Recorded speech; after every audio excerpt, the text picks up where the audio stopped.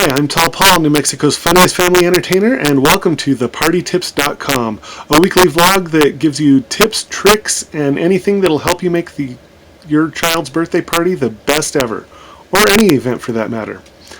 I help parents make their child's birthday party unforgettable and the most fun event of the year with magic, comedy, and even balloon animals.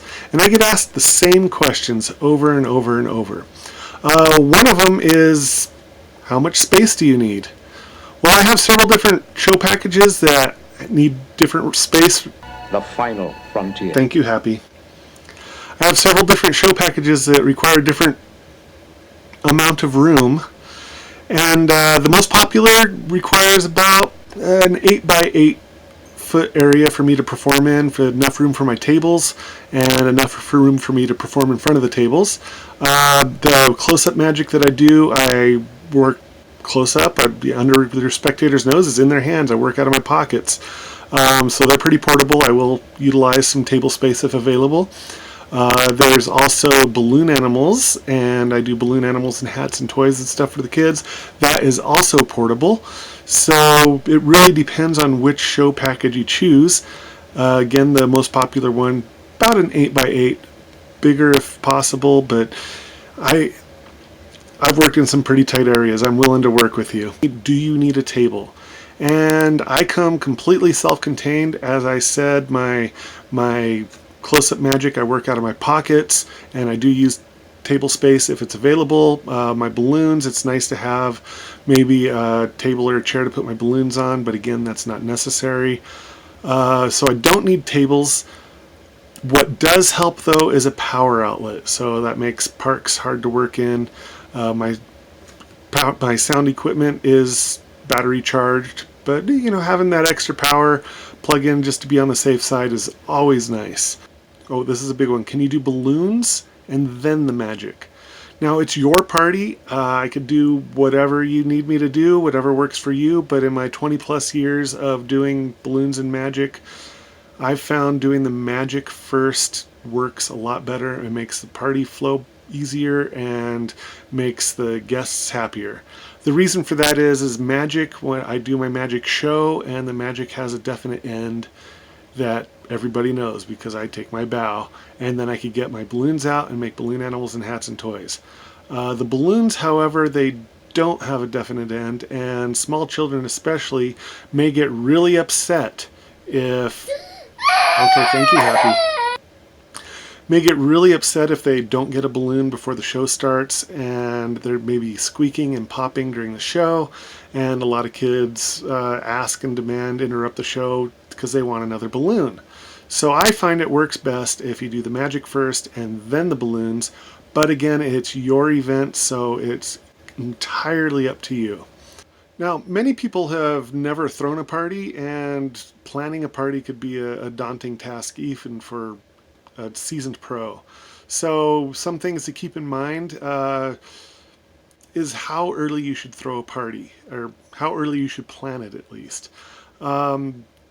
If you're hiring an entertainer, please keep in mind that there are birthdays every day. Most of those parties get pushed to the weekends, and weekends fill up fast. That means if you're hiring an entertainer, using an entertainment venue, or anything like that that requires other people's resources, plan ahead so that you won't be disappointed. A month is sometimes good. 3 months is much better.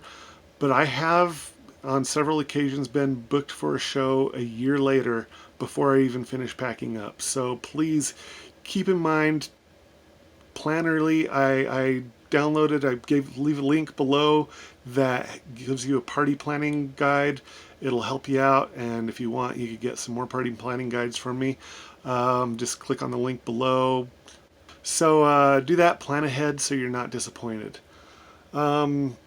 Something that you should ask your entertainers that you hire, even your entertainment venues, is what type of entertainment do you offer? I mean, I'm a magician, and many people know about the David Copperfield and the big box illusions that he does. He has a beautiful girls dancing on stage and the big boxes and his lighting, and of course that's not going to fit in your living room.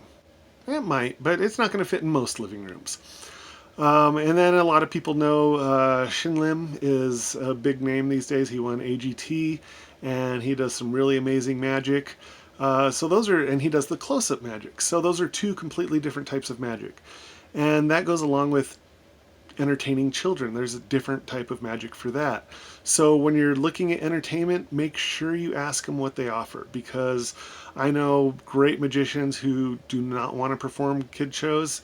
And believe it or not, I was one of them. I did close-up magic and I didn't want to do kid shows, and I tried it and I really liked it. I love doing kid shows now. So, but a lot of entertainers don't. And as much as we want to take every gig that comes in, I don't know any professional that will say, yeah, I'll do your birthday party, when they're really not a good fit for birthday parties. So make sure that you ask them what type of entertainer they have, what they offer, but also make sure to be prepared to answer questions. A professional is going to ask you questions. The most important questions are when, what time, what day, and where the event is going to be, because we have to put it in our calendar, and we cannot put it in our calendar without the when and where. So that is the most important thing you have to answer. If you just call and say, how much do you charge, and don't give us a when and where, we cannot answer that question, because we don't even know if we're available. If a show you want to do is in Santa Fe and we live in Albuquerque and we have 2 other shows that day, we may not have time to get to your event, or vice versa, or if we're booked that day.